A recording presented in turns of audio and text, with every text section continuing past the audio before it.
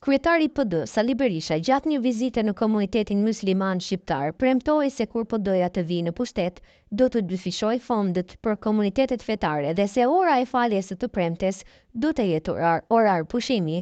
Ndaj këtij premtimi të Berishës ka reaguar studiusi Farid Xhara për Cilë Bota Sot. Ai në një postim në Facebook tha se ata që duhet të ndalohen po e premton.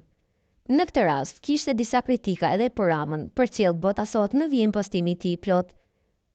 Sala e solli konferencën islamike e liroi islamin politik në Shqipëri, tani e premton atë që duhet të ndalojë.